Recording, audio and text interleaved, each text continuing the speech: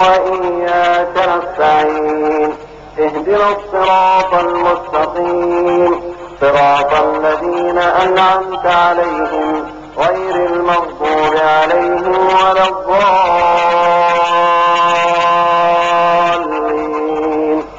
آمين. إن للمتقين مفازا حدائق وأعنابا وكواعب أترابا وكأسا دهاقا لا يسمعون فيها. 100 வருஷம் 1000 வருஷத்துல உண்டாகக்கூடிய ஒரு சாம்ராஜ்யத்தை ஒரு 10 வருஷ காலத்துல 40 வயசுல இறை தூதர்னு சொன்னாங்க, 53 வயசுல விரட்டப்பட்டாங்க. அங்க இருந்து ஒரு 10 வருஷம் தான் மதீனாவுல இருந்தாங்க. இந்த 10 வருட காலத்துல 1000 வருடங்கள் செலவிட்டு உருவாக்கக்கூடிய ஒரு சாம்ராஜ்யத்தை உண்டாக்கி ஒரு பெரிய அதிபரானாங்க. அதிபர்னா எப்படிப்பட்ட அதிபர் தெரியுமா? அதிபர்னா என்ன அதிபருங்கிறீங்க? அன்னைக்கு வல்லரசு யாரு? பாரசீக மன்னர் வல்லரசு. அந்த ரசூல் ஸல்லல்லாஹு அலைஹி வஸல்லம் காலத்துல அன்றைக்கு வல்லரசா இருந்தது யாருன்னு கேட்டா ஈரான் இருக்கு பாருங்க, பாரசீகம் பேரு. பாரிஸ் ஒரு வல்லரசு. இன்னொன்னு ரோமாபுரி இத்தாலின்றாங்க, இப்ப ரோமாபுரி. அதனுடைய சாம்ராஜ்யம் இங்க வரைக்கும் விரிஞ்சு கிடந்துச்சு, அரபு நாடு வரைக்கும்.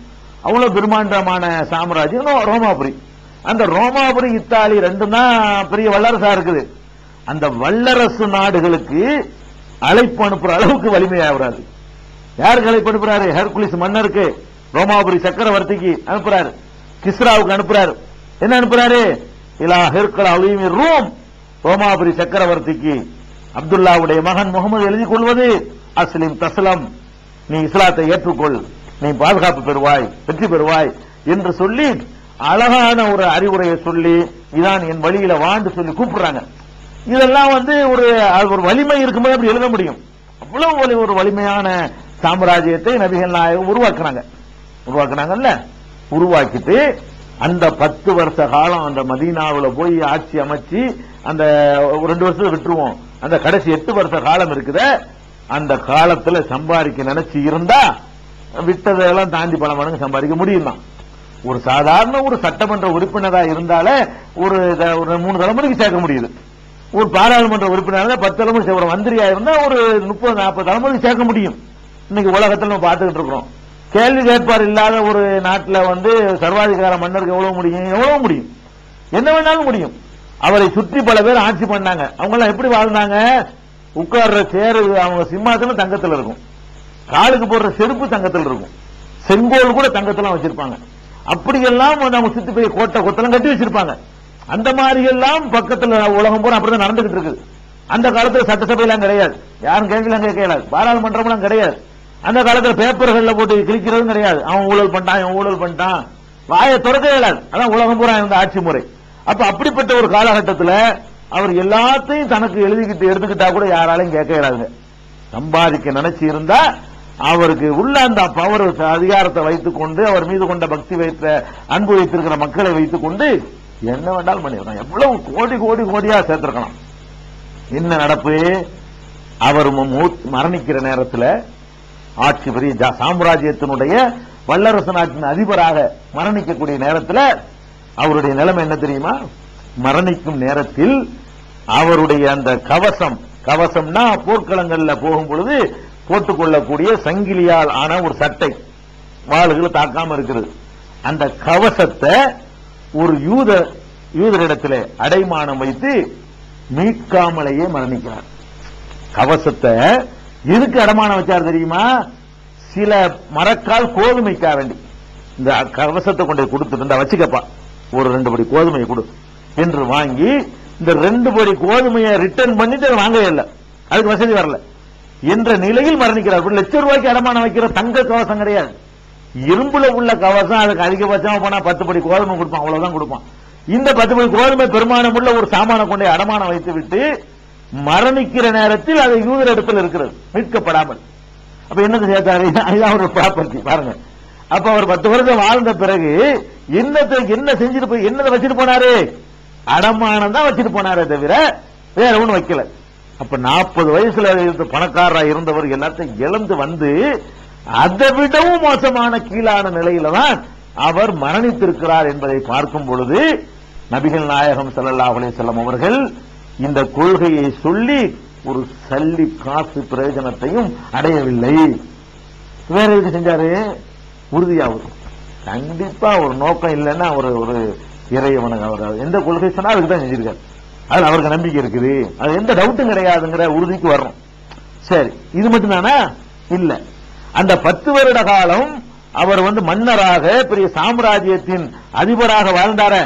அந்த அதிபராக வாழ்ந்த காலத்துல அவர் எப்படியெல்லாம் வாழ்ந்தாரு அதுக்கெல்லாம் ரெக்கார்டு இருக்குங்க.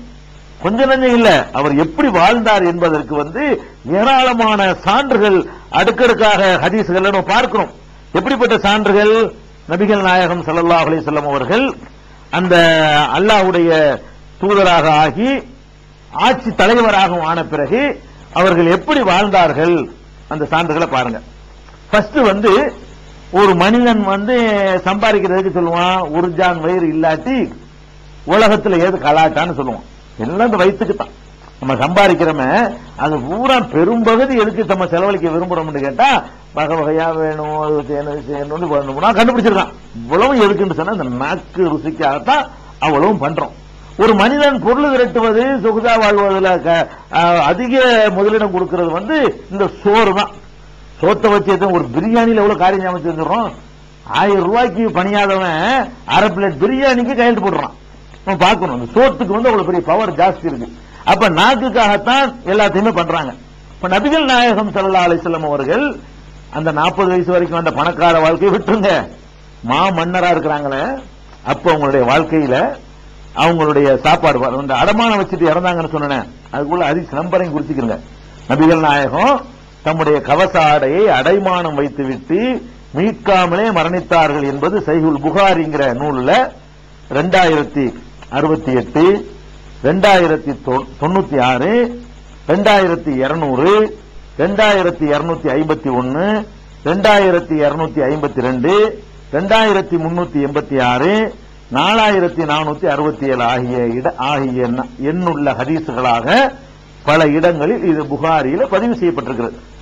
அதுக்கு அடுத்தது நபிகள் நாயகம் ஸல்லல்லாஹு அலைஹி வஸல்லம் அவர்களுடைய அந்த உணவு முறையை பாருங்கள். அனஸ் என்பது நபிகள் நாயகத்தினுடைய ஒரு ஊழியர். ஊழியர்னா பணத்துக்குள்ள ஊழியர் இல்ல.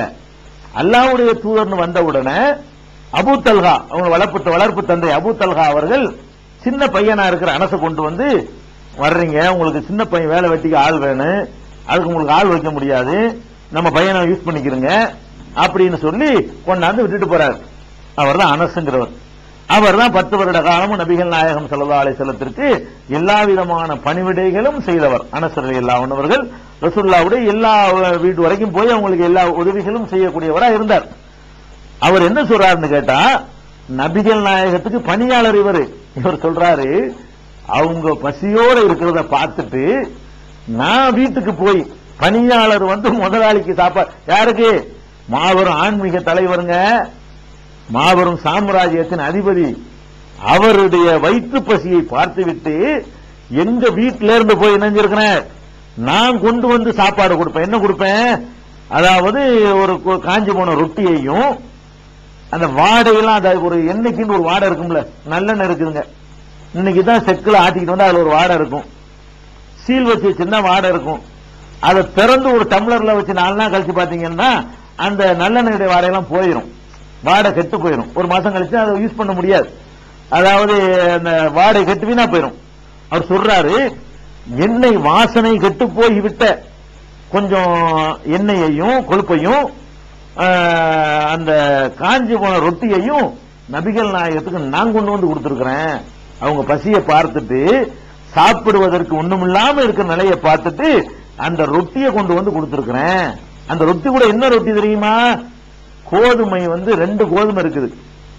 ஒன்னு தோல் உரிக்கப்பட்ட கோதுமை, தீட்டிய கோதுமைன்னு சொல்லலாம். அதை இன்னொன்னு தீட்டப்படாத கோதுமை.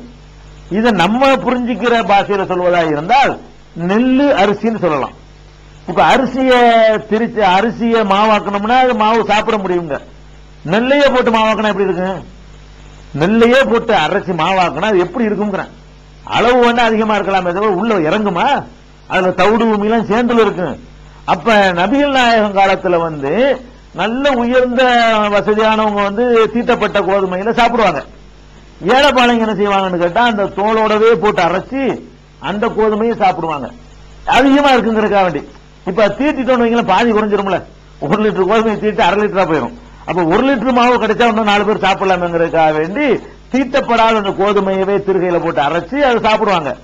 அந்த கோதுமையில் சுட்ட ரொட்டியையும் வாடை இல்லாத ஒரு கொழுப்பையும் கொண்டு வந்து ரசூலுல்லாஹ்வுக்கு நான் கொடுத்திருக்கிறேன் என்று பணியாளர் சொல்கிறார். அது மாத்திரம் சொல்லல, அவரே அதே ஹதீஸ்ல அவர் சொல்லுகிறார், நபிகள் நாயகம் ஸல்லல்லாஹு அலைஹி வஸல்லம் அவர்களுடைய குடும்பத்தில் ஒரு காலத்திலும் கோதுமை இருக்கு பாருங்க, தீட்டிய கோதுமை, அதுல 4 கைப்பிடி அளவுக்கு இருந்ததில்லை. கோதுமை ஸ்டாக் இருக்கும்ல, ஒவ்வொரு வீட்லயும் உணவு வந்து சமைக்கிறதுக்கு அன்னன்னைக்கு வாங்க மாட்டோம்ல, ஒரு 1/2 மூட்டை 1 மூட்டை வாங்கி போட்டிருப்போம். இல்லாதவங்க கூட ஒரு 5 கிலோ 10 கிலோ ரேஷன்ல கொடுக்குற அன்னைக்கு வாங்கி வச்சிருப்பான். எல்லாரும் வீட்லயும் 5 கிலோ 10 கிலோ இருக்கும். இவங்க வீட்டுல வந்து எந்த ஒரு காலகட்டத்திலையும் ஒரு சா என்று சொன்னா 4 கை கொள்ளக்கூடிய, இப்படி 4 கை கொள்றது, இந்த அளவுக்கு 4 கை கொள்ற அளவுக்கு உள்ள கோதுமை நபிகள் நாயகம் வீட்டில் ஸ்டாக் இருந்ததில்லை. இருந்தால் இவ்வளவு கிடக்கும், இல்லைன்னா இதுல பாதி கிடக்கும், இப்படிதான் இருக்குமே தவிர 4 கை அளவுக்கு கொள்ற அளவுக்கு கோதுமை ஸ்டாக் இருக்குமான்னு கேட்டா ஸ்டாக் இருந்ததே இல்லை என்று சொல்றாரு. இது சஹீஹுல் புகாரியில 2069வது ஹதீஸ், 3508வது ஹதீஸ் இடம்பெற்று ஆதாரப்பூர்வமா ரெக்கார்டு பூர்வமா பதிவு செய்யப்பட்டிருக்கிறது. அப்ப இதை நம்ம பார்க்கிறோம். அதே மாதிரி என்ன இருக்குன்னு கேட்டா நபிகள் நாயகம் ஸல்லல்லாஹு அலைஹி வஸல்லமுடைய இன்னொரு நிகழ்ச்சியை பாருங்க. அவர் என்ன சொல்றாருன்னா, ஒரு ஆளு அன்சா மதீனாவை சேர்ந்தவர், அவர் வந்தார். வந்து என்ன சொல்றாருன்னு கேட்டா, நபிகள் நாயகம் ஸல்லல்லாஹு அலைஹி வஸல்லத்தை போய் நான் பார்த்தேன், அவங்க முகத்தில் ரொம்ப பசிக்கலை தாண்டவம் ஆடுகிறது. யாரு? பெரிய தலைவர், ஜனாதிபதி, வல்லரசு நாட்டின் அதிபர், பசிக்கலை தாண்டவம் ஆடுகிறது. அதனால வந்து என்ன செய்யறாரு, வீட்டுக்கு வந்து அவர் வீட்டுல பணியாளர்கிட்ட சொல்லி ஒரு ஆட்டை அறுப்பா, ரசூலுல்லாஹ் பாவமா இருக்கு, பசியா இருக்கிறாங்க, அவங்களோட ஒரு 4 பேரை கூட்டிட்டு வர்றேன், ஒரு 5 பேருக்கு தகுந்த மாதிரி ஏற்பாடு பண்ணிட்டு வா, ஏற்பாடு பண்ணி நான் கூட்டிட்டு வர்றேன்னு சொல்றாரு. சொல்லிட்டு போய் நபிகள் அப்படி சொல்றாரு, போய் இன்னி அது அரப்து ஃபீ வஜ்ஹில் ஜூவா, அவருடைய முகத்துல நான் பசியை பார்த்துட்டேன், பசி பாவமா இருக்கிற ரசூலுல்லாஹ் பார்த்தா அப்படின்னு சொல்லிட்டு போய் கூட்டு வர்றாரு. ரசூலுல்லாஹ் என்ன செய்றாங்கன்னா, நான் 5 பேருக்கு உள்ளதான் தயாரிக்கிறாரு, 5 பேரோட வர்றாங்க, கூட ஒரு ஆள் பின்னாடியே வந்துடுறாரு. 6 பேருக்கு ரெடி பண்ணல அவரு. அப்ப நபி ஸல்லல்லாஹு அலைஹி வஸல்லம் வீடு வரைக்கும் போயிட்டு கேட்கறாங்க, ஏப்பா 5 பேர் தான் சொல்லி இருக்கிற, இந்த ஒரு ஆள் கூட வந்துட்டாரு, அவரையும் நீ பர்மிஷன் கொடுத்தா உள்ள வச்சுக்கலாம் அப்படின்னு கேட்கறாங்க. அந்த சம்பவம் வருது. அது பாயிண்ட் அதல்ல, இது புகாரியில வந்து 2081வது ஹதீஸ். அவரையும் சேர்த்த கூட்டு போனாங்க, சாப்பிட்டாங்க.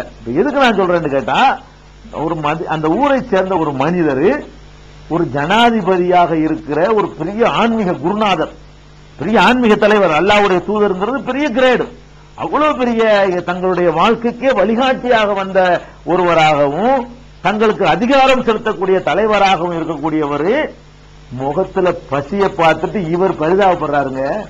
இப்படி உலகத்துல எங்கேயாவது பார்த்திருக்கீங்களா? தலைவனுடைய பசியை பார்த்து குடிமக்கள் பரிதாபப்பட்டு சோறு கொடுக்கக்கூடிய ஒரு நிலையை பார்த்தீங்களா? இது பணத்துக்கு செஞ்ச ஒரு கொள்கையா? இது பணம் சம்பாதிக்கிறதுக்கு ஆக வேண்டிய கொள்கையை ஆரம்பிச்சவர் இப்படி நடப்பாரா உலகத்துல? ஆச்சரியம், அப்படி பிரமிச்சு போறோம். இது கண்டிப்பா இவர் வந்து அல்லாஹ்வுடைய தூதர் தான், எந்த டவுட்டும் கிடையாது. 7 மூளை அளவோடு சந்தேகப்பட முடியாது.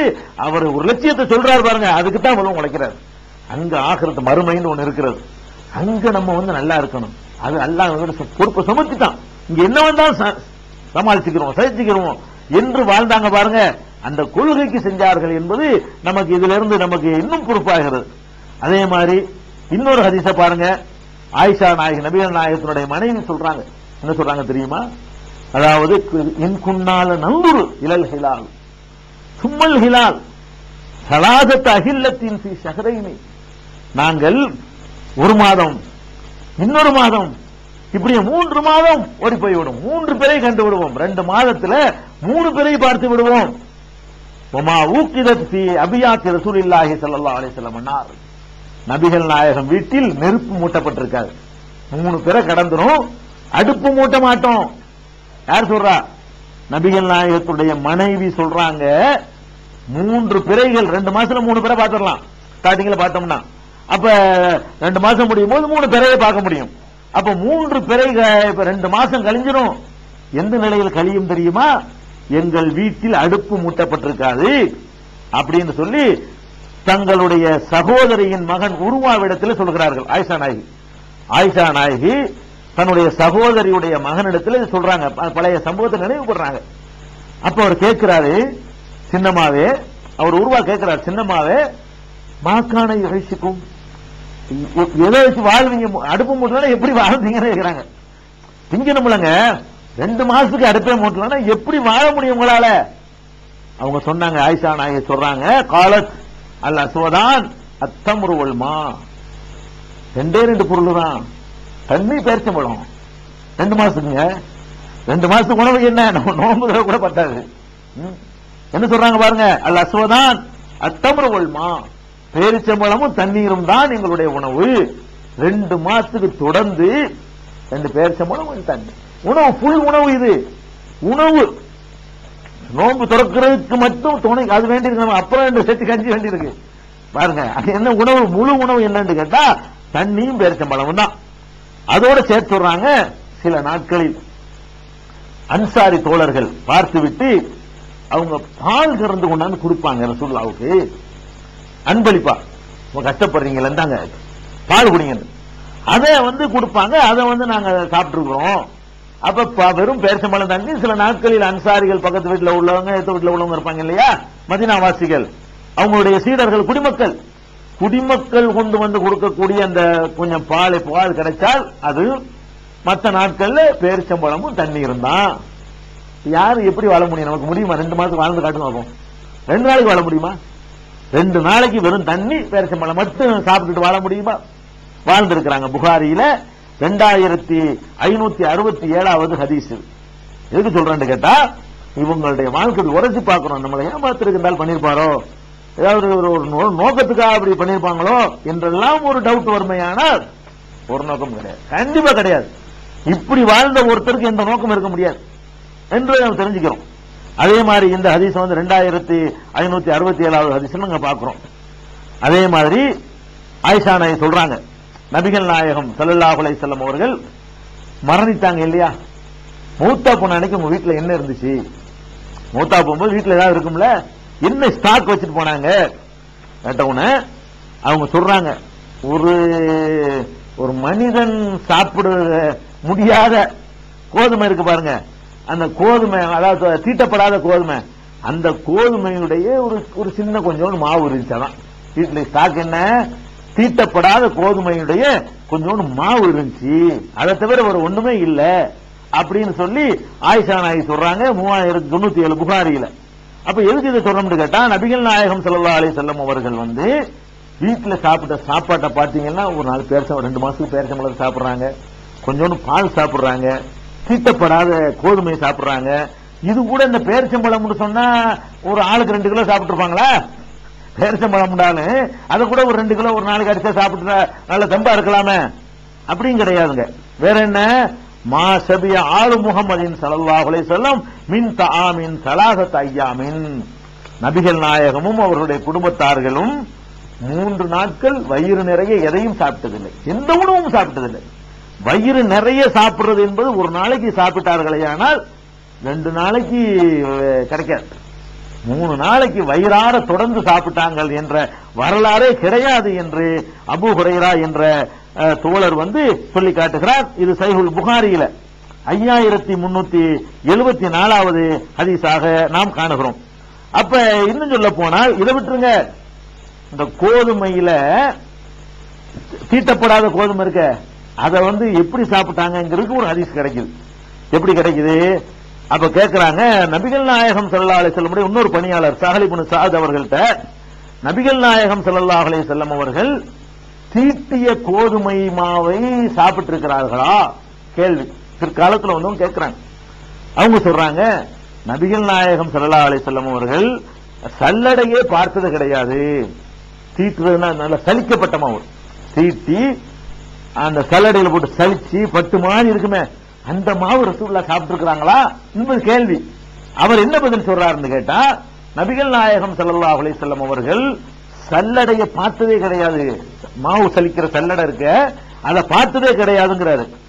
பின்னாடி வந்தவருக்கு பெரிய ஆச்சரியம், அடுத்த தலைமுறைக்காரர் தானே, இவருக்கு வழங்க முடியல. சல்லடையை யூஸ் பண்ணாம எப்படி அதை எப்படி சாப்பிட முடியும் கேட்கிறாரு. அப்ப அவர் சொல்றாரு, கேட்கிறாரு, கைஃப குன்தும் தாக்குலுன ஷைர கைர மன்ஹூல், சலிக்காம இந்த தீட்டப்படாத கோதுமையை எப்படி திங்க முடியும்?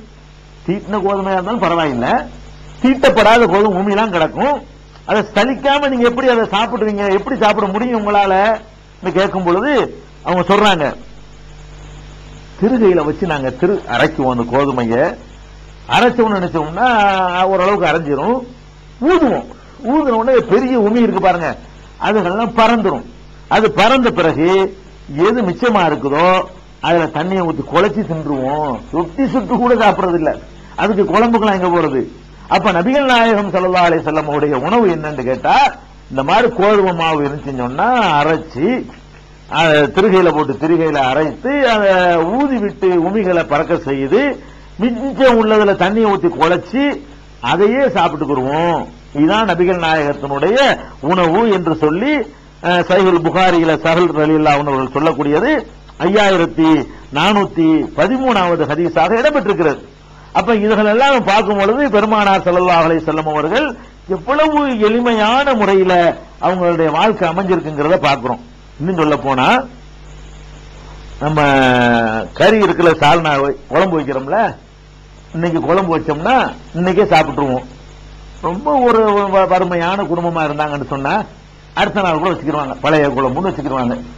இன்னும் ரொம்ப ஒரு கீழ்நிலையான வறுமையா இருந்தா மீன் குழம்பு மாதிரி இருந்துச்சுன்னா ஒரு 3 நாளைக்கு வச்சுலாம் சாப்பிடுற ஒரு வழக்கம் இருக்குதுங்க. இவ்வளவுதான், அது தூக்கி போட்டுருவோம். எவ்வளவு நல்ல சாமானா இருந்தாலும் நாட்களுக்கெல்லாம் வச்சிருக்க மாட்டோம்.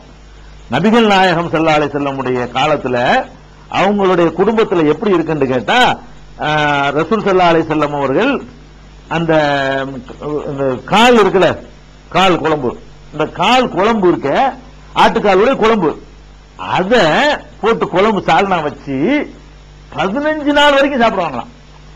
15 நாள் வரைக்கும் வச்சு வச்சு சாப்பிடு. ஏன்னு கேட்டா அவ்வளவுக்கு வறுமை, அவ்வளவு எளிமை, அப்ப அவ்வளவு வருமானமற்ற நிலைமை. இந்த நிலையில இதையெல்லாம் சாப்பிட்டு இருக்கிறார்கள் என்ற ஹதீசுகளை புகாரியில் 5423வது ஹதீஸ்ல பார்க்கிறோம். இப்படி பெருமானார் ஸல்லல்லாஹு அலைஹி வஸல்லம் அவர்களுடைய உணவு பழக்கத்தை எடுத்துக்கிட்டீங்கன்னு சொன்னா, இந்த பேரிச்சம்பழம் தண்ணி, இல்லன்னா அந்த மாவு குழைச்சு சாப்பிடுறது, இல்லன்னா அந்த ரொட்டி. இன்னும் சொல்ல போனா ஒரு தடவை அந்த வீட்டுக்கு போறாங்க, ஏதாவது ரொட்டி, அன்னைக்கு ரொட்டி இருக்குது, அப்ப குழம்பு ஏதாவது இருக்குதா கேட்கிறாங்க, குழம்பு இருக்குதான்னு கேட்கிறாங்க. அப்ப ரசூலுல்லாஹ்வுடைய மனைவிமார்கள் சொல்றாங்க, மா இந்தனா இல்ல ஹல்லுன், குழம்பு கிடையாது, இந்த சிர்கா காடி வினிகர் தான் இருக்குது அப்படின்னு சொல்லுவாங்க. அப்ப ரசூல் ஸல்லல்லாஹு அலைஹி வஸல்லம் என்ன செய்வாங்கன்னா, அதை எடுத்துட்டு வர சொல்லி இந்த ரொட்டிய, அதான் குழம்பு வீட்டுல வினிகர்ல முக்கி சாப்பிட்டுக்கிட்டு அதை என்ன சொல்லி சாப்பிடுறாங்க, அதான் முக்கியம், ரொம்ப நல்ல சிறந்த குழம்பாக இருக்கிறதே அப்படிங்கிறாங்க. இந்த வினிகர்னா தெரியுமில்ல, அந்த ஊறுகாய்க்கெல்லாம் ஊத்துவாங்க புளிக்கிறதுக்கு உள்ளது, அந்த வினிகருங்கிற அந்த காடியில ரொட்டியை முக்கி சாப்பிட்டுட்டு சிறந்த குழம்பா இருக்குது, அற்புதமான குழம்பா இருக்குது இது என்று சொல்றாங்க. இது என்ன விளங்குது? இவங்களுடைய நாக்குக்கு அதான் சிறந்த குழம்பா தெரிகிற அளவுக்கு வறுமை. சால்னா பார்த்தது இல்ல, பல கரிச்சியும் பொரிச்சியும் வறுத்துங்கிற மாதிரியான வாழ்க்கையெல்லாம் கிடையாது. அப்ப இருக்கிற ரொட்டியை தூக்கி அதுல முக்கி சாப்பிடுறது அது சிறப்பா அந்த நாக்குக்கு தெரியுதுன்னு சொன்னா, பெருமானார் ஸல்லல்லாஹு அலைஹி வஸல்லம் ஆட்சி தலைவராக இருந்து கேட்டா கொண்டாந்து கொட்டுறதுக்கு ஆளுக்கு இருந்தாங்க. நீங்க விளைவிக்கலாம், ஏன் இப்படி? அப்ப ஒருவேளை ஒரு கஷ்டம்னா அந்த நாடே கஷ்டமோ, கவர்மெண்ட்லயே காசு இல்லையோ, கஜானாவே காலியா இருக்குமோ? அதெல்லாம் கிடையாது. அதெல்லாம் முதல் 2-3 வருஷம் இருந்தது உண்மை. அப்புறம் என்னடான்னு பார்த்தா கணக்கு வழக்கு இல்லாம ஜக்காத் என்ற ஒரு புதிய பொருளாதார கொள்கையை பெருமானார் ஸல்லல்லாஹு அலைஹி வஸல்லம் அறிமுகப்படுத்தி ஒவ்வொரு சொத்துக்கும் 2.5% வரியை போட்டு மக்கள் கம்பல்சரியா வசூல் பண்ண ஆரம்பிச்சாங்க பாருங்க. அதுல கோடி கோடியா குவிய ஆரம்பிச்சிருச்சு, கணக்கு வழக்கு இல்லாம. எந்த அளவுக்கு குவிஞ்சு அது தெரிஞ்சுக்கிட்டா உங்களுக்கு விளங்கும். பெருமானார் நபிகள் நாயகம் நினைச்சு இருந்தார்களே ஆனால் அவர்கள் எந்த மாதிரியும் சாப்பிட்டு இருக்க முடியும். அவங்க காசுல சாப்பிட நினைச்சதுனால இப்படி அரசாங்க நிதியிலிருந்து கஜானாவிலிருந்து கருவூலத்திலிருந்து சாப்பிட நினைத்திருந்தால் அவங்க லட்சமா கோடி கோடியா மக்களுக்கு அள்ளி கொடுக்கிற அளவுக்கு அங்க குவிஞ்சு கிடந்தது. எப்படி எல்லாம் கிடந்தது தெரியுமா? பாருங்க, ஆரம்ப காலத்துல ஒருவர் இறந்துடுறாருன்னு வைங்க, இறந்துட்டாருன்னு சொன்னா அவரை தொழுகை நடத்தணும். இஸ்லாமிய முறை பிரகாரம் ஜனாசாங்கிற தொழுகை நடத்தணும். அப்ப கேட்பாங்க, இவர் ஏதாவது கடன் வச்சுட்டு போயிருக்கிறாரா கேட்பாங்க. அப்ப மக்கள் என்ன சொல்லுவாங்க, இல்லாம இவர் கடன் ஒரு 1000 ரூபாய் கடன் இருக்கு, 2000 ரூபாய் கடன் இருக்கு, இல்ல இவர் கடன் இல்ல. யாருக்கு கடன் இல்லைன்றதோ அவங்களுக்கு தான் தொழுகை நடத்துவாங்க. யாரா கடன் வச்சுட்டாருன்னு சொன்னா தொழுகை நடத்த மாட்டாங்க. என்ன சொல்லுவாங்க தெரியுமா, இவர் கடனாளியா இருக்கிறார், நீங்க யாராவது தொழுகை நடத்த, நான் நடத்த மாட்டேன் அப்படிம்பாங்க. இது எதுக்கு சொல்றாங்கன்னா ஒரு பெரிய தத்துவம் இருக்கிறது. அந்த கடனை அடுத்த ஆளுக்கு யாராவது கொடுத்துருவாங்கிறதுக்காக. அதாவது அந்த பாடி கிடக்கிற வரைக்கும் தான் நம்ம எதுவுமே யோசிப்போம். கடன்காரனுக்கு கடன் கொடுக்கறது கூட அடக்கம் பண்ணிட்டா கொடுக்க மாட்டான் மனுஷன். அடக்கம் பண்ணாத வரைக்கும் என்ன செய்வான், அதை கொடுத்துருவான். அப்ப நான் பொறுப்புன்னு சில ஆளுக்கு வருவாங்க. அத கடன் வாங்கினவர் கூட மன்னிச்சிருவார், அல்லாஹ்வுடைய மன்னிச்சு விட்டுருங்க, நான் கடன் கேட்கல என்று சொன்னால் அவர் கடனற்றவர் ஆவதற்காக வேண்டி என்ன சொல்லுவாங்கன்னு கேட்டா, கடனாளியா வந்தால் நீங்க தொழுகை நடத்துங்க. அவர் கடன் இல்லைன்னு சொன்னாதான் அவங்க தொழுகை நடத்துவாங்க. அப்ப உங்களுடைய குடும்பத்தாரெல்லாம் அந்த கடனை கழிச்சிருவாங்க. கடன் இல்லாம ஒரு மனிதன் போய் சேரணும் என்பதற்கு நபிகள் நாயகம் ஸல்லல்லாஹு அலைஹி வஸல்லம் இப்படி ஒரு வழிமுறையை ஸ்டார்டிங் ஆரம்ப காலத்துல கையாண்டாங்க. அதுக்கப்புறம் செல்வங்கள்லாம் குவிந்து ஆட்சியில கருவூலத்துல தன்னிறைவு பெற்ற பிறகு என்ன செய்வாங்க தெரியுமா, யாராவது இறந்துட்டாண்டு கொண்டு வந்தா மக்களுக்கு சொல்லுவாங்க, மக்களே இறந்து போகிறவர் சொத்துக்களை விட்டு சென்றால் அது அவரை வாரிசை சேர்ந்தது, அவர் கடனை விட்டு சென்றால் அது என்னை சேர்ந்தது. எப்படி பிரகாரம் பாருங்க. இறந்து போன ஒரு குடிமகன், எந்த குடிமகனா இருந்தாலும் சரி, தன் நாட்டில் உள்ள ஒரு குடிமகன் இறந்து போகும் பொழுது சொத்து விட்டு சென்றால் வாரிசு பங்கு வச்சுக்க, கடன் விட்டுட்டு போனா என்கிட்ட வா, எத்தனை லட்சம் கடன் நான் தீர்க்கிறேன், எங்க இருந்து அரசு கருவத்திலிருந்து கடன் பட்ட அத்தனை பேருடைய கடனையும் நான் தீர்க்கிறேன். உலகத்தில் இன்னைக்கு சொல்ல முடியும் எந்த நாடு இந்த அளவுக்கு தன்னிறைவு பெற்ற ஒரு நாடு இருக்கா? 4 பேர் கடன் கொடுத்த நாடே காலியாயிரும். இன்னைக்கு ஒவ்வொரு நாட்டிலையும் கடனை வாங்கி குடிமக்கள் தலையில கடனை சுமத்தி வச்சிருக்கிற காட்சியை பார்க்கிறோம். இவங்க என்ன பண்றாங்க, குடிமக்கள் பட்ட கடனை கவர்மெண்ட் தீர்க்கிறாங்க. அப்ப எந்த நாடாவது இன்னைக்கு அறிவிக்க முடியுமா, புர்த சுல்தான் அறிவிக்க முடியுமா? அவர் நாட்டில் 50 பேர் யார் யார் கடன் வான்னு சொன்னார்னா 100 பேருக்கு கடன் கொடுத்தா முடிஞ்சு அவர் ஒண்ணு இல்லாம போயிருவார். இதுதான் யதார்த்தம். பெரிய வல்லரசு நாட்டா இருந்தா கூட நான் நாட்டில் உள்ள குடிமக்கள் பட்ட 50 கடனையும் நான் செலுத்துறேன்னு சொல்ல முடியாது. இவங்க சொன்னாங்க, ஏன் சொன்னாங்க தெரியுமா, இந்த ஜகாத் என்ற பொருளாதார கொள்கையின் மூலமாக ஒழுங்கு அமுல்படுத்தினால் தன்னிறை இவ்வளவு ஒவ்வொரு மனிதனுடைய கடனையும் அரசாங்கம் தீர்க்க முடியும். அப்புறமேல யாரா இருந்தாலும் கடன் வாங்கி அவன் கடன் வாங்கிட்டு இறந்து போவது யாருக்கும் கவலையே கிடையாது. கடன் வாங்கிட்டு போயிருவாங்க, எவ்வளவு லிஸ்ட் இங்க வா கொடுத்துட்டு தான் ஜனாசா தொழுகை நடக்கும். இப்படி பெருமா எதுக்கு சொல்றோம்னு கேட்டா, நபிகள் நாயகம் அவங்களுடைய அந்த நிதி, அதாவது கஜானாவில் கருவூலத்துல கணக்கு வழக்கு இல்லாம குவிஞ்சு கிடக்குது. எப்படி கிடக்குன்னு கேட்டா, ஒரு ஆள் வர்றார், முகமதே இந்த 2 ஒட்டகத்தை கொண்டு வந்திருக்கிறேன். அவர் கேட்கிறாருங்க, இந்த 2 ஒட்டகம் கொண்டு வந்திருக்கிறேன், இந்த 2 ஒட்டகம் நிறைய எனக்கு சரக்கு அனுப்பு. உன் வீட்டு காசு கேட்கல, அல்லாஹ் எனக்கு தந்த காசு தான் உன்கிட்ட கேட்கிறேங்கிறார். அரசாங்க காசை கேட்டு வர்றதுக்கு எப்படி கேட்கிறாரு, 2 ஒட்டகம் வச்சிருக்கேன், அதை வித்து தின்று போலான்னு சொல்லலாம் அந்த ஆள்கிட்ட. அந்த அளவுக்கு வசதியா இருக்காரு அந்த ஆள். கேட்க வர்றவர் 2 ஒட்டகத்துக்கு சொந்தக்காரரா இருக்கிறாரு. என்ன பண்றாரு, முகமதே எனது இந்த 2 ஒட்டகம் நிறைய சரக்கை ஏற்றி எனக்கு தா, நான் கஷ்டத்தில் இருக்கேங்கிறாரு. நபிகள் நான் என்ன பண்றாங்க தெரியுமா, 2 ஒட்டகம் நிறைய ஏற்றி அனுப்புங்கிறாங்க. இப்படி கொடுக்க இயலுமா? 4% போனதுக்கு என்ன போன பார்த்துட்டு கவர்மெண்ட் பாத்தீங்களா இல்லையா? கொடுக்க முடியாது. ஆமா, நபிகள் என்ன பண்றாங்க, இவருக்கு கொடுக்க தேவையில்லை, 2 ஒட்டகம் வச்சிருக்கிறாரு, அவருக்கு கொடுக்கறாங்கன்னா அந்த அளவுக்கு குவிந்து கிடக்கிறது. வர்றாங்க, கேட்டா எனக்கு 2 ஒட்டகம் கொடு, இந்த எடுத்துட்டு போ, எனக்கு 1 ஒட்டகத்தை கொடு. ஒட்டகம்னா என்னாச்சு, இன்னைக்கு ஒரு காருடைய ரேட், இன்னைக்கு ஒரு காரத்துக்கு ஒரு ஆளுக்கு ஒரு அரசாங்கம் கொடுக்குமா? அதிகபட்சமா தையல் மிஷின் வாங்கி கொடுக்க முடியும், ஒரு அயன் பாக்ஸ் வாங்கி கொடுப்பாங்க. காரு கொடுக்க முடியுமா இந்த அரசாங்கமாச்சு? ஒட்டகம் நீ காருடைய மதிப்பு. வர்ற ஆளுக்கெல்லாம் கேட்கறான், ஒரு ஒட்டகம் எடுத்துட்டு போ, உனக்கு 2 ஒட்டகம் எடுத்துட்டு போ. அப்ப எதுக்கு சொல்றோம்னா, நிதிக்கு எந்த பற்றாக்குறையும் கிடையாது. கேட்கிற ஆளுக்கெல்லாம் எந்த அளவுக்கு கேட்டா, சில பகுதிகளில் இந்த கிராம மக்கள் எல்லாம் பேசிக்கிறாங்களாம், அதிசல வருது, எல்லாரும் முகமது போங்கப்பா, அங்க போய் சேருங்க, அந்த மார்க்கத்தில் சேருங்க. இந்த என்ன வறுமைக்கு பயப்படாம அள்ளி அள்ளி கொடுக்குறாரு. நாளைக்கு யாரு போய் கேட்டாலும் இப்படி அள்ளி கொடுப்பாங்க? கொஞ்சம் கூட வறுமை முடிஞ்சு போயிருமோ, கஜானா காலியாருமோ பயப்பட மாட்டேங்கிறாரு. அங்க போங்கப்பா எல்லாரும் என்று கிராமங்களில் மக்கள் போய் பேசிக்கிற அளவுக்கு, முஸ்லிம் அல்லாத இஸ்லாத்தை ஏற்றுக்கொள்ளாத மக்கள் தங்களுக்குள் பேசிக்கிற அளவுக்கு வள்ளல் தன்மை அரசாங்க கருவூலத்திலிருந்து. அப்ப கருவூலத்திலிருந்து வள்ளல் தன்மைக்காக நான் இதை சொல்ல வரல, குவிந்து கிடக்கிற செல்வத்தினுடைய அளவுக்கு சொல்றேன். இவ்வளவு வச்சு கொண்டு கேட்கிறாள், ஒட்டகத்தை கொடுக்கிறாரு, வீட்டுல வந்து அடுப்புல பூனை தொங்குது. பாருங்க, கேட்கிற ஆளுக்கு வந்து 2 ஒட்டகம் சரக்கு எடுத்து சரக்கு ஏற்றி அனுப்புறாரு. இங்க பேரிச்சம்பழமும் தண்ணீங்கன்னா வீட்டுல உணவா இருக்கிறது. ஏன் அப்படி?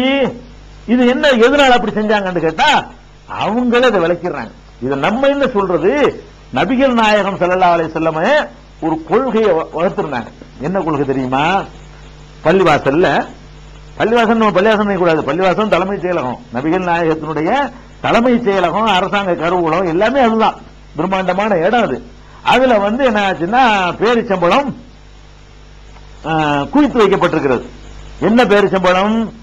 இந்த அங்க உள்ள உற்பத்தி பேரிச்சம்பழம் தானே. ஜக்காத்து என்ற பெயர்ல பேரிச்சம்பழம் வரும், இல்லைன்னா ஒட்டகம் வரும், இல்லைன்னா ஆடு வரும், இதான் வரும். அப்ப பேரிச்சம்பழங்கள் குவித்து வைக்கப்பட்டிருக்கின்றன.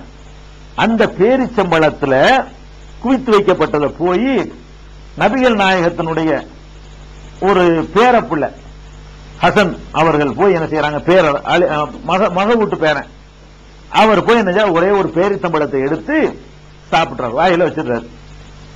இத நபிகள் நாயகம் பார்த்துறாங்க. பேரன் வந்து ஒரு பேரிச்சம்பழத்தை சாப்பிடுறாரு.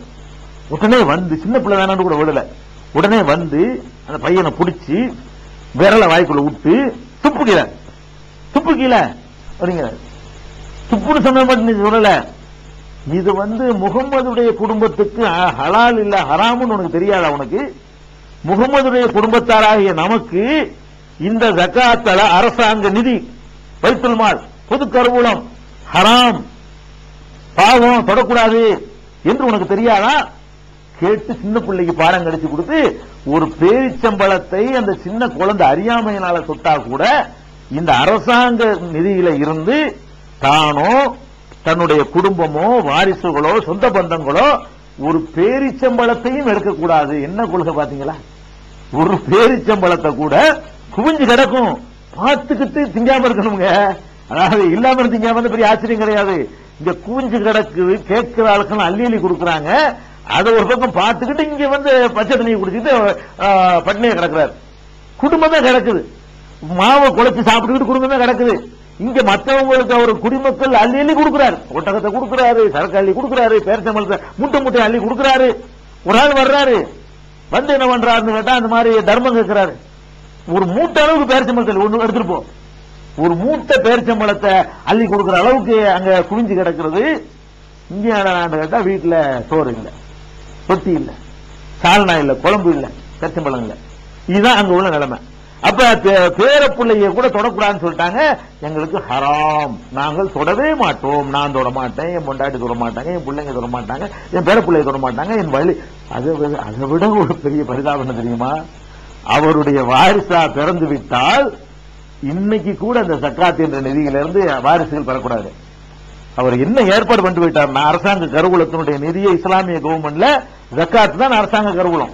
இஸ்லாமிய அரசா இருந்தால் ஜக்காத்து மூலம் மட்டும்தான் அங்க நிதி வந்து வரும். அந்த நிதிய நான் மாத்திரம் சுத்தமா இருந்துட்டு போவேன் அவங்க சொல்லிட்டு போகல. என்ன சொல்லிட்டு போனாங்க தெரியுமா?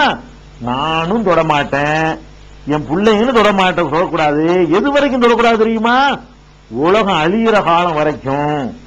இன்னைக்கு ஒரு சவுதி அரசாங்கத்தில் ஜக்காத்து நிதி குவிஞ்சு கிடந்திருந்தால், இன்னைக்கு ஒருத்தர் நபிகள் நாயகத்தினுடைய பாரம்பரியத்துல குடும்பத்தில் வந்தவராக இருந்தால் அவருக்கு அது கொடுக்க கூடாது, கொடுக்க மாட்டாங்க. நபிகள் நாயகத்தினுடைய குடும்பத்தாருக்கு அரசு நிதியில கொடுக்க கூடாது. அப்ப எதுக்கு நம்ம ரசூலுல்லாஹ் தன்னை சொல்லி பின்னாடி 14 நூற்றாண்டுக்கு பிந்தி வந்தவங்க கூட சலுகை அனுபவிச்சிடக் கூடாதுன்னு நினைச்சவரா பணம் சம்பாதிச்சிருப்பாரு? பணம் சம்பாதிக்காம அவர் குடும்பத்தில் பிறந்ததுக்காக வேண்டிய எல்லாத்தையும் ரோட்ல பாட்டு போயிட்டாருங்க. தன் குடும்பத்தார தன் வாரிசுக்கு தானே எல்லாத்தையும் சேர்க்கிறான். சில பேரு தாந்திங்க மாட்டான், நம்ம கஞ்சித்தனம் பண்ணுவான். ஆனா வாரிசுக்கு சேர்த்து வச்சுட்டு போறதுக்காகத்தான் அவ்வளவு கஞ்சித்தனம் பண்ணுவான். நம்ம பிள்ளைகள் பல தலைமுறைக்கு சொத்து இருக்கணும். அப்ப தன்னுடைய புள்ள குட்டிக்கு தானே சேர்க்கிறான் ஒவ்வொருத்தனு. தன்னுடைய வாரிசுகள் காலாகாலத்துக்கும் கஷ்டப்படுற மாதிரி ஆகிட்டு போயிட்டார. எப்படி எடுத்திருப்பா? இதான் இருக்காத காரணம். அது அவருக்கு கஷ்டப்பட்டது காரணம் என்னன்னு கேட்டா இல்லாம இல்ல, ஒரு கொள்கை, ஒரு பாலிசி. அதை சுத்த கடைசியும் கடைபிடிச்சு காட்டினார். இன்னும் சொல்ல போனா பெரிய ஆச்சரியம். இன்னும் சொல்ல போனா என்னன்னு கேட்டா அவர் மரணிக்கிற நேரத்தில் ஒரு அறிவுரை ஒண்ணு சொல்றாரு, மரண சாசனம். என்ன மரண சாசனம் தெரியுமா? மக்களே, நாங்கள் நபிமார்கள், இறை தூதர்களாகிய நாங்கள், எனக்கு மட்டும் உள்ளது அல்ல, இறை தூதர்களாகிய நாங்கள், இறை தூதர்னு ஒருத்தர் தன்னை சொல்லிக் கொண்டாரையானால் அவர் விட்டுட்டு போன எல்லா சொத்துக்களும் மக்களுக்கு சேருமே தவிர, மக்களுக்கு குடிமக்களுக்கு சேருமே தவிர வாரிசுகளுக்கு சேராது சொன்னாங்க. அதாவது இதை அரசாங்கத்தில் இருக்கவும் இல்லை, அவர் உழைச்சி அவர் கஷ்டப்பட்டு அவர் திரட்டிருப்பார் பாருங்க காசு, அந்த பணத்தை விட்டுட்டு அவர் மூத்தா போனாரையானால் அந்த பணம் அவர் பிள்ளைக்கு கிடைக்காது. யாரு கிடைக்கும்? அவ்வளவு மக்களுக்கு போய் சேர்ந்துரும் அப்படின்னு சொல்லி மா தரக்கனாகும் சதக்கா, நாங்கள் விட்டு சென்றது சதக்கா தர்மம் எல்லாத்துக்கும் சேரும், என் குடும்பத்தாருக்கு சேராதுன்னு வேற போயிட்டாங்க.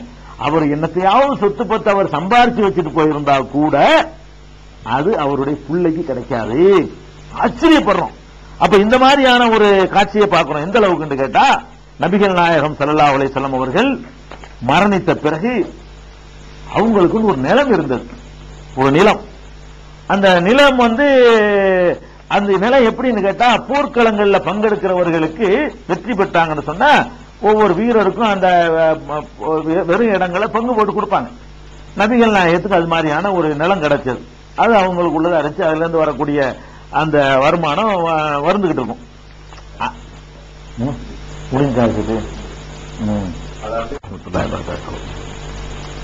அன்பிற்குரிய சகோதர சகோதரிகளே, மாமனிதர் நபிகள் நாயகம் என்ற இந்த தொடர் நிகழ்ச்சியின் மூலம் நபிகள் நாயகம் ஸல்லல்லாஹு அலைஹி வஸல்லம் அவர்கள் அல்லாஹ்வுடைய தூதர்தான் என்பதற்கான காரணங்களை அவர்களின் வரலாற்று நிகழ்ச்சியோடு நாம் அறிந்து வருகிறோம். அதன் தொடர்ச்சியாக இன்றைய நபிகள் நாயகம் ஸல்லல்லாஹு அலைஹி வஸல்லம் அவர்கள் எப்படியெல்லாம் அப்பழுக்கற்ற ஒரு வாழ்க்கையை வாழ்ந்து காட்டியிருக்கிறார்கள், அவர்களுக்கு இந்த உலகில் எந்த விதமான ஆதாயம் தேடுவதும் நோக்கமாக இருக்கவில்லை என்பதற்கு மற்றொரு சான்று, நபிகள் நாயகம் ஸல்லல்லாஹு அலைஹி வஸல்லம் அவர்கள் மரணிக்கின்ற நேரத்தில் ஹைபர் எனும் பகுதியிலே ஒரு நிலப்பரப்பு அவர்களுக்கு சொந்தமாக இருந்தது. அதை விட்டு சென்றார்கள். நபிகள் நாயகம் ஸல்லல்லாஹு அலைஹி வஸல்லம் அவர்கள் மரணித்த பிறகு அவர்களுடைய மகள் ஃபாத்திமா ரலியல்லாஹு அன்ஹா அவர்களும் நபிகள் நாயகத்தினுடைய பெரிய தந்தை அப்பாஸ் அவர்களும் அபூபக்கர் அவர்களிடத்தில் வருகிறார்கள். நபிகள் நாயகம் ஸல்லல்லாஹு அலைஹி வஸல்லம் அவர்களுக்கு பிறகு ஆட்சி பொறுப்பை ஏற்றிருந்தவர் அபூபக்கர். அபூபக்கர் ரலியல்லாஹு அன்ஹு அவர்களிடத்திலே வந்து நபிகள் நாயகத்திற்கு சொந்தமான அந்த நிலப்பரப்பை எங்களுக்கு தர வேண்டும், நாங்கள் தான் அதற்கு வாரிசுகள் என்று கோரிக்கை எழுப்பினார்கள். அப்போது நபிகள் நாயகம் அபூபக்கர் சித்திக் ரலியல்லாஹு அன்ஹு அவர்கள் ஒரு அற்புதமான பதிலை சொன்னார்கள். என்ன சொன்னார்கள் என்றால், நபிகள் நாயகம் ஸல்லல்லாஹு அலைஹி வஸல்லம் அவர்கள் சொன்னார்கள், லா நூரசு மா தரக்னா சதகா, நபிமார்களாகிய எங்களுக்கு எங்கள் குடும்பத்தார் வாரிசாக முடியாது, நாங்கள் விட்டுச் செல்கின்ற சொத்துக்கள் பொதுமக்கள் நலனில் சேர்க்கப்பட வேண்டிய தர்மமாகும் என்று உங்களுடைய தந்தை நபிகள் நாயகம் ஸல்லல்லாஹு அலைஹி வஸல்லம் அவர்கள் சொல்ல நான் கேட்டிருக்கிறேன், எனவே உங்களிடத்தில் அதை தர முடியாது என்று கூறிவிட்டார்கள். நபிகள் நாயகம் ஸல்லல்லாஹு அலைஹி வஸல்லம் அவர்கள் அவர்களுக்கு சொந்தமாக இருந்த அந்த நிலப்பரப்பை கூட தமது மரணத்திற்கு பிறகு தமது வாரிசுகள் அடையக்கூடாது என்று சொல்லும் அளவுக்கு அவர்கள் அப்பழுக்கற்ற ஒரு வாழ்க்கையை வாழ்ந்திருக்கிறார்கள். நபிகள் நாயகம் ஸல்லல்லாஹு அலைஹி வஸல்லம் அவர்களுக்கு பிறகு அவர்களுடைய அருமை மகளார் ஃபாத்திமா ரலியல்லாஹு அன்ஹா அவர்கள் மிகுந்த சிரமமான வாழ்க்கையை வாழ்ந்திருந்தும் கூட அதை கொடுக்க கூடாது என்று நபிகள் நாயகம் ஸல்லல்லாஹு அலைஹி வஸல்லம் அவர்கள் சொன்ன காரணத்தினால் அபூபக்கர் ரலியல்லாஹு அன்ஹு அவர்கள் அதை கொடுக்க மறுத்து விடுகிறார்கள். இந்த நிகழ்ச்சி விரிவாக சஹீஹுல் புகாரியில 3093வது ஹதீஸாகவும் 3094வது ஹதீஸாகவும் 4036வது ஹதீஸாகவும் பதிவு செய்யப்பட்டிருப்பதை நீங்கள் காணலாம். இப்ப நபிகள் நாயகம் ஸல்லல்லாஹு அலைஹி வஸல்லம் அவர்கள் அரசு கருவூலத்திலிருந்து எதையும் அனுபவிக்கவில்லை என்பது மாத்திரமில்லாமல் தமக்கு உடமையான சொத்துக்கள் கூட தமது மரணத்திற்கு பிறகு வாரிசுகளுக்கு சேராது என்று சொன்னார்கள். இப்படி சொன்ன ஒரு தலைவரையும் உலக வரலாற்றில் நாம் காணவே முடியாது. தமக்கு உடமையான பொருளை அரசு கருவூலத்திலிருந்து சம்பாதிக்காமல் தன் சொந்த உழைப்பில் சம்பாதித்த செல்வத்தை கூட அதை வாரிசுகளுக்கு தர முடியாது என்று சொன்னவர்கள் நபிகள் நாயகம் ஸல்லல்லாஹு அலைஹி வஸல்லம் அவர்கள். அதனால்தான் அரசு கருவூலத்திலே அதிகமாக செல்வங்கள் குவிந்திருந்தும் கூட அவர்கள் தமக்கு என்று அதை ஒரு பேரிச்சம்பழத்தை கூட அவர்கள் எடுக்கவில்லை என்பதை நாம் முன்னரே குறிப்பிட்டிருக்கிறோம். மேலும் இன்னொரு சம்பவத்தை பாருங்கள். நபிகள் நாயகம் ஸல்லல்லாஹு அலைஹி வஸல்லம் அவர்கள் ஒரு நாள் அசர் தொழுகை தொழுவிக்கிறார்கள். அசர் தொழுது முடிந்தவுடன் சலாம் கொடுத்தவுடனே எப்போதும் நபிகள் நாயகம் ஸல்லல்லாஹு அலைஹி வஸல்லம் அவர்கள் அமர்ந்து அந்த தொழுகைக்கு பிறகு ஓத வேண்டிய தஸ்பீஹ்கள் திக்ருகளை எல்லாம் ஓதிவிட்டு பிறகுதான் அவர்கள் எழுந்து செல்வது வழக்கம். அன்றைய தினம் சலாம் கொடுத்த உடனே வேகமாக மக்களுடைய தோள் புஜங்களை பொழுதை தாண்டி கொண்டு வேகமாக வெளியேறுகிறார்கள். வெளியேறிவிட்டு போன வேகத்தில் சற்று திரும்பி வருகிறார்கள். நபி தோழர்கள் அப்படியே பள்ளி வாயில் அமர்ந்திருக்கிறார்கள். நபிகள் நாயகம் ஸல்லல்லாஹு அலைஹி வஸல்லம் அவர்கள் மக்களிடத்தில் கேட்கிறார்கள், நான் வேகமாக எதற்கு ஓடினேன் தெரியுமா? எங்கே போய்விட்டு வருகிறேன் உங்களுக்கு தெரியுமா என்று கேட்கிறார்கள். கேட்டுவிட்டு அவர்களை விளக்கம் சொல்கிறார்கள்.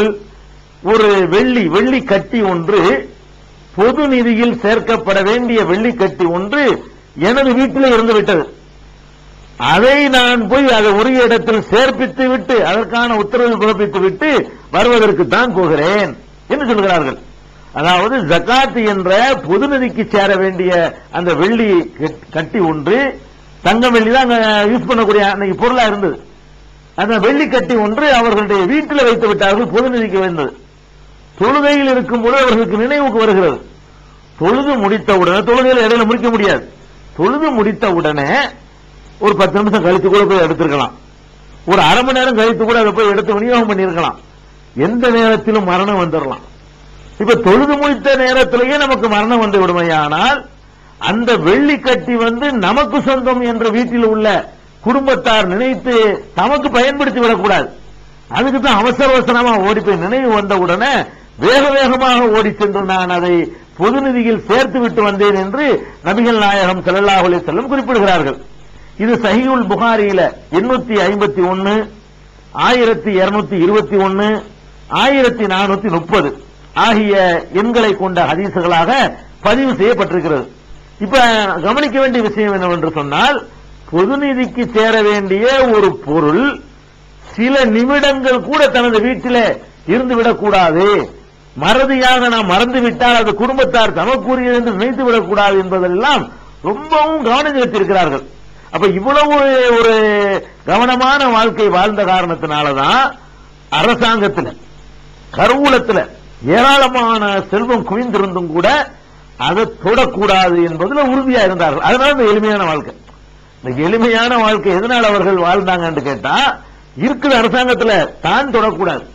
தன்னுடைய வருமானத்துக்கு என்ன பண்ணாங்க, அவர்களுக்கு உள்ள அந்த நிலப்பரப்பில் இருந்து வரக்கூடிய அந்த பேரிச்சம்பழம் அந்த மாதிரி வருமானங்கள் வரும்.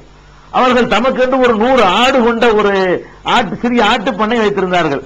அது ஒரு சிஸ்டமேட்டிக்கான ஒரு வாழ்க்கை. இந்த 100 ஆட்டுல ஒரு ஆடு குட்டி போட்டுச்சுன்னா ஒரு பெரிய ஆடை எடுத்துருவாங்க, 100 இருந்துகிட்டே இருக்கும். அது ஒரு பெரிய ஆட்டை விற்பனை செய்தால் அது ஒரு 4-5 நாளைக்கு வாழ்க்கை ஓடும். அதுக்கிடையே இன்னொரு ஆடு குட்டி போட்டுருச்சுன்னா ஒரு பெரிய ஆட்டை எடுத்துருவாங்க.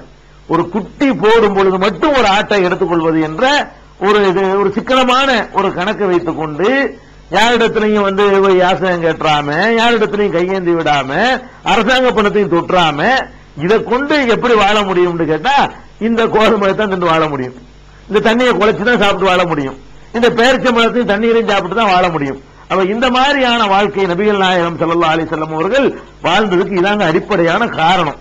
அது மாத்திரம் இல்ல, இன்னும் கவனித்து பார்த்தீர்களேயானால் இந்த அரசாங்க கருவூலம் இருக்கு பாருங்க, இந்த கருவூலத்துல இவ்வளவு பேணுதல் பாருங்க, அப்படியே பிரமிச்சு போக வேண்டிய ஆச்சரியப்படுற மாதிரியான வாழ்க்கை, யாராலையும் வாழ முடியாத வாழ்க்கை. என்ன என்று கேட்டால், நபிகள் நாயகம் ஸல்லல்லாஹு அலைஹி வஸல்லம் அவர்கள் ஒரு ஆளை ஜகாத் வசூலிப்பதற்காக வேண்டி நியமிச்சு அனுப்புறாங்க. பனு மக்சூம்ங்கிற ஒரு கிளையை சேர்ந்தவரை அனுப்புறாங்க. ஜகாத் வசூலிக்க ஒரு ஆள் அனுப்புனாங்கன்னு சொன்னா அவர் அந்த ஜகாத்துல இருந்து அவருக்கு சம்பளம் கொடுத்துக்கலாம். ஜகாத்துங்கிற பொது நிதியை யார் வசூலிக்கிறாங்களோ வசூலிப்பவர்களுக்கு அந்த நிதியிலிருந்து ஒரு தொகையை கொடுப்பதற்கு மார்க்க அனுமதிக்குது. ஜக்காத்து பெறுவதற்கு தகுதியான 8 பேரை சொல்லும் பொழுது ஒரு ஆமீன் அலைஹா, அதை திரட்டக்கூடியவர்கள் வசூலிக்கக்கூடியவர்கள் என்பதையும் திருக்குர்ஆன் சொல்லுகிறது. வசூலிப்பவர்களுக்கு ஒரு பெர்சன்டேஜ் கொடுக்கணும், அது ஒரு கணிசமான ஒரு அளவு கொடுக்கணும். அப்ப இந்த மாதிரி வசூல் பண்றதுக்கு ஆள் அனுப்பின உடனே அந்த ஆளுக்கு பின்னாடி என்ன செய்யறாரு, அபூ ராஃபிங்கிறவர் சேர்ந்து போறாரு. நானும் கூட வர்றேன், உங்களோட வசூலிக்க போறீங்கல்ல, உங்களோட நானும் துணைக்கு வர்றேன் அப்படின்னு அவரோட சேர்ந்து போறாரு.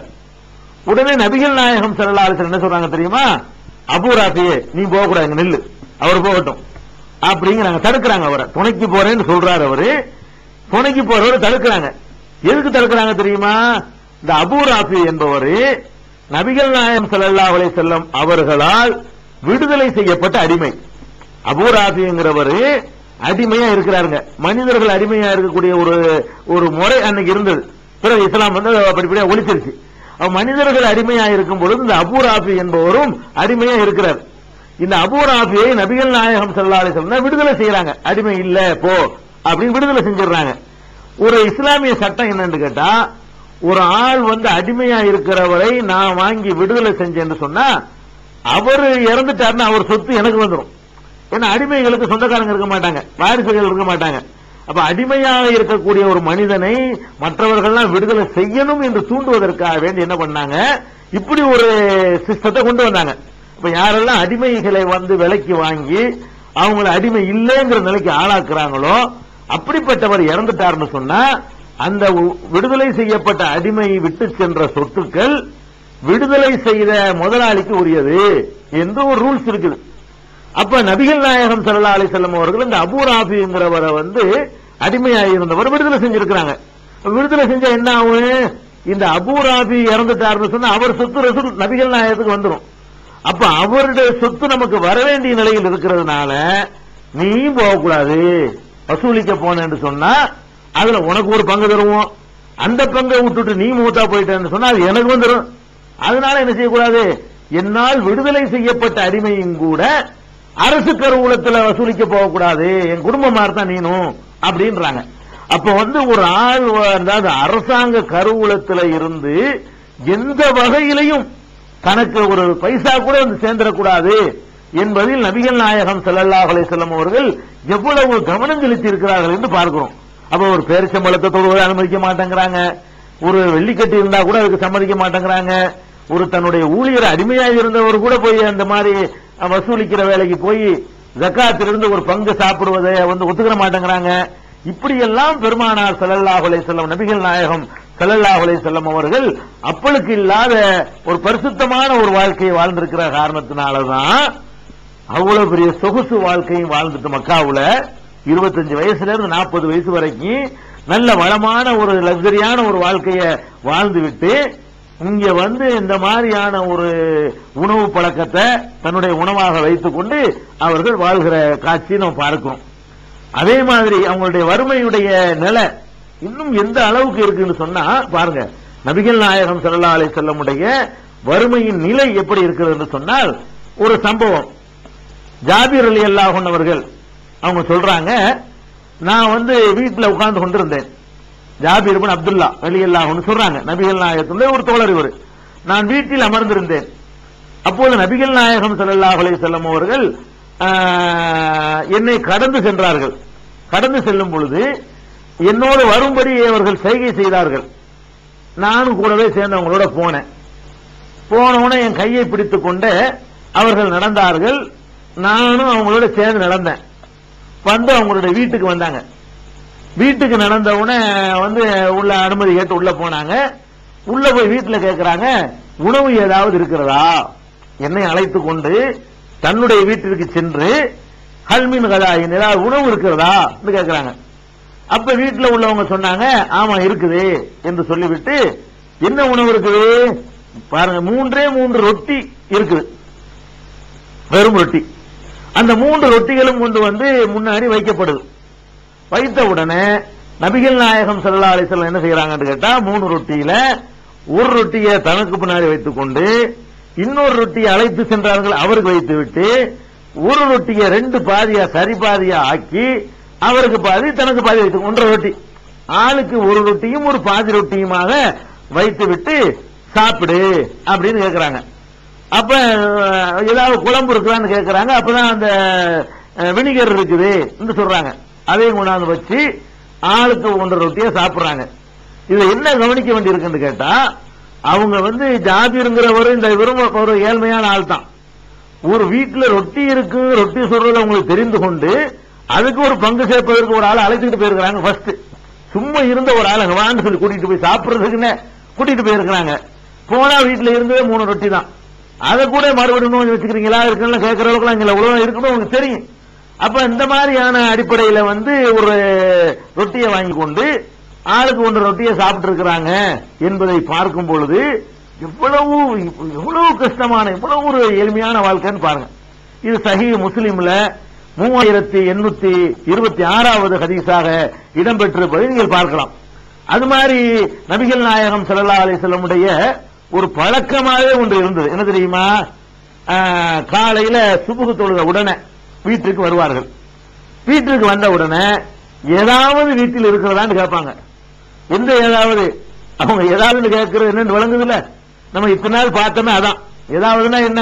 பேரிச்சம்பழம் இருக்குதா, காஞ்சி போன ரொட்டி ஏதாவது இருக்குதா, அல்லது தீட்டப்படாத கோதுமையில குலைக்கப்பட்ட உருண்டை ஏதாவது இருக்குதா, இதுதான் ஏதாவதுங்கிறது. பெரிய பிரியாணி இருக்குதா, அதற்கு லட்டு இருக்கான்னு அர்த்தம் கிடையாது. அதுக்கு வீட்டுல என்ன கேட்பாங்க? ஏதாவது இருக்குதான்னு கேட்பாங்க. ஏதாவது இருக்குது என்று நாங்கள் சொன்னால் அதை சாப்பிடுவார்கள். எதுவும் இல்லை என்று நாங்கள் சொல்லிவிடும் பொழுது அப்ப நான் நோன்பு நோற்றுக் கொள்கிறேன் என்று சொல்லிவிடுவார்கள். அப்ப காலை சுபுக்கு பிறகு நோன்பு நோக்க முடிவு செஞ்சுக்கலாம். ரமலானுக்கு செய்யக்கூடாது, கடமையான நோன்புக்கு. சுன்னத்தான நோன்பு நோற்பதாக இருந்தால் காலையில இருந்து சுபுல இருந்து ஒன்னும் சாப்பிடாம இருந்தீங்கன்னு சொன்னா ஒரு 8 மணி வரைக்கும் சாப்பிடாட்டா கூட 8 மணில இருந்து நோன்பு வச்சுக்கலாம். ஒன்னும் சாப்பிடாம இருக்கணும் இடையில. அதுக்கு அந்த ஹதீஸ்ல கூட அந்த சட்டம் எடுக்கிறாங்க.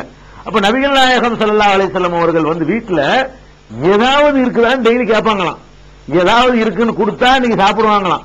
இல்லன்னா நோன்பு. நம்ம கேட்கிறோம், இன்னைக்கு உள்ள ரொம்ப குடிசையிலையும் குடிசை, ரொம்ப வறுமையிலையும் வறுமை, ரொம்ப ஏழ்மையிலையும் ஏழ்மைன்னு ஒரு வீட்டை எடுத்துக்கிறங்க. அந்த வீட்டுல போய் ஏதாவது இருக்குதான்னு கேட்டா ஏதாவது இருக்குமா? இருக்காதா? இருக்கும். ஏதாவது ஒரு 2 பிஸ்கட் இருக்காதா?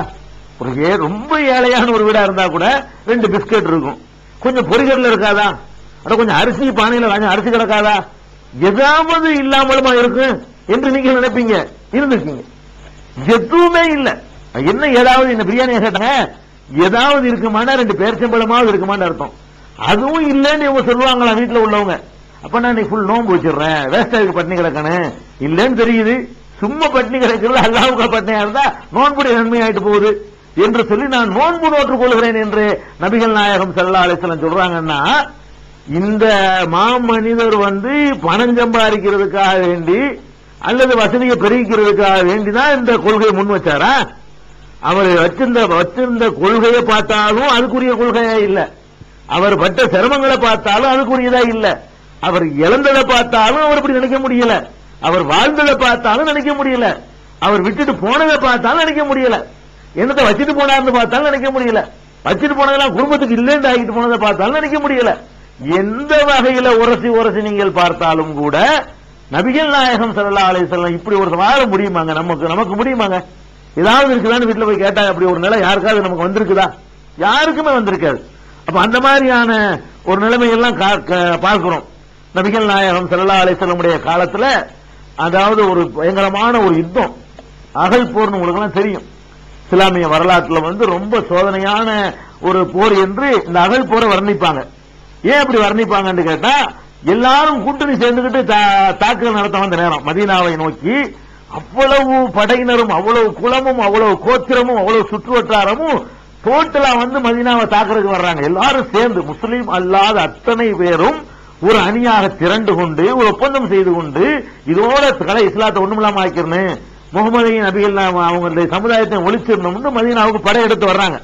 அப்ப தற்காப்புக்காக அகல் வெட்டுறாங்க. அகல் வெட்டி அகலுக்கு அந்த புறம் இருந்து அந்த போரை சந்திக்கிறாங்க. கடைசியில அவங்க புற்றுகையை தோல்வி அடைஞ்சு போய் அவர்களுக்குள்ளே மித்திர பேதம் பண்ணி அவங்களுக்குள்ளே சண்டம் பிரிஞ்சு ஒண்ணுமில்லாம போயிடு. அந்த போருக்குள் நம்ம போகவில்லை. அந்த போருக்கு எதிரிகள் படையெடுத்து திட்டமிட்டு எல்லாரும் வர்றாங்கன்னு தெரிஞ்ச உடனே அகல் தோண்டுகிற வேலை நடக்கிறது. முஹாஜிர்களும் அதாவது மக்காவை சேர்ந்த அகதிகளாக வந்தவர்களும் உள்ளூர்வாசிகளுமாக சேர்ந்து அகல் தோண்டுகிறார்கள். அப்படி தோண்டும் பொழுதெல்லாம் என்ன நடக்குதுன்னு கேட்டா, ஒரு பாட்டு படிச்சுக்கிட்டு நஹ்னுல்லதீன பாயஉ முஹம்மதா அலல் இஸ்லாமி மாபகீன அபதா, நாங்கள் வாழும் காலமெல்லாம் முகமதுக்கு நாங்கள் கட்டுப்பட்டு நடப்போம் என்று அல்லாஹ்வின் பெயரால இஸ்லாத்திற்காக நாங்கள் உறுதிமொழி கொடுத்தவர்கள் என்று படித்துக் கொண்டே மக்கள் எல்லாம் அகல் தோண்டுகிறார்கள். அப்ப அகல் தோண்டும் பொழுது நபிகள் நாயகம் ஸல்லல்லாஹு அலைஹி வஸல்லம் அவர்களும் சேர்ந்து கொண்டு என்ன செய்யறாங்க, அகல் தோண்டுகிறார்கள். மற்றவங்க அகல் தோன்ற மாதிரி நபிகள் நாயகம் ஸல்லல்லாஹு அலைஹி வஸல்லம் அவர்களும் சேர்ந்து கொண்டு அகல் தோண்டுகிற காட்சியை பார்க்கிறோம். அப்ப அவர்கள் பசியினால் வயிற்றுல கல்லு கட்டுற ஒரு வழக்கம் இருந்துச்சு. அந்த வயிற்றுல அந்த பசி நேரங்கள்ல அரபு நாட்டில் ஒரு பழக்கம் இருந்தது. அந்த மாதிரியான நிலையில இருந்து கொண்டு அவர்களும் அந்த வறுமைய பசிய அனுபவித்துட்டு இருந்த வரலாறை எல்லாம் நம்ம பார்க்கிறோம். அவ்வளவு கஷ்டம், எந்த விதமான ஒரு பொருளாதார வசதியும் இல்லாம கஷ்டப்பட்ட காட்சியை பார்க்கிறோம். இது பெருமானார் ஸல்லல்லாஹு அலைஹி வஸல்லம் உடைய அந்த ஒரு வயிற்றுக்காகத்தான் அல்லது பணத்துக்காகத்தான் அவங்க செஞ்சாங்க அப்படின்னு நினைக்க முடியாத விஷயம். அதை விட இன்னொன்னு பாருங்க, நபிகள் நாயகம் ஸல்லல்லாஹு அலைஹி வஸல்லம் அவர்கள் ஒரு நாள் வெளியே வர்றாங்க, வீட்டை விட்டு வெளியே வர்றாங்க.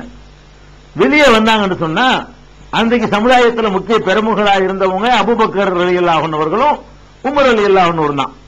வெளியே வரும்பொழுது பார்த்தா அவங்களும் வெளியே வந்திருக்கிறாங்க. அபூபக்கர் அவர்களும் வெளியே, உமர் வெளியே நோக்கத்துக்கு வெளியே வந்த மாதிரி தெரியுது. அப்ப நபிகள் நாயகம் ஸல்லல்லாஹு அலைஹி வஸல்லம் கேட்கிறாங்க, எதுக்கு நீங்க ரெண்டு பேரும் வெளியே வந்து நிக்கிறீங்க அப்படின்னு கேட்கிறாங்க.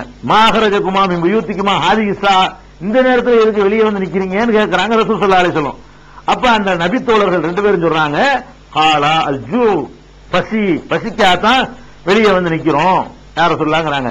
அப்ப நபி ஸல்லல்லாஹு அலைஹி வஸல்லம் சொல்றாங்க, என் உயிர் எவன் கைவசம் இருக்கிறதோ அவன் மேல் ஆணையாக நீங்கள் எதனால் வெளியே வந்திருக்கிறீர்களோ அதற்குத்தான் நானும் வந்திருக்கிறேன்.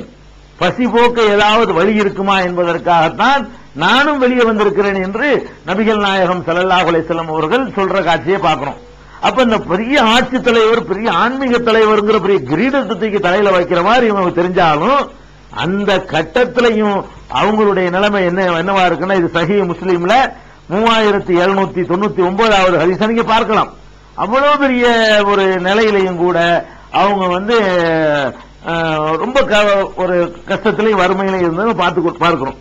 அப்ப நபிகள் நாயகம் ஸல்லல்லாஹு அலைஹி வஸல்லம் அவர்கள் இந்த மாதிரியான ஒரு நோக்கத்திற்காக, படம் திரட்டுறதுக்காக, வசதியை பெருக்கிறதுக்காக இந்த கொள்கையை எடுத்து சொல்லல. அவர் எந்த சொன்னாரோ அது முழு நம்பிக்கையோட தான் அது சொல்லியிருக்கிறாங்க என்பது இதுல உறுதியாகுது. உணவை விட்டுருவோம், உணவு மட்டும்தான ஒரு ஆளுடைய வசதியை அளக்கிறது இல்ல. உணவுல எத்தனை நாட்டம் இல்லாதவர்கள், வேற வேற ஆடம்பர பொருள்கள் மீது அதிக நாட்டம் உள்ளவங்களா இருக்கிறது நம்ம பார்க்கத்தான் செய்யறோம். உணவு விட்டுவிட்டு அவங்க இருக்கிற வீட்டை போய் பார்க்கலாமே.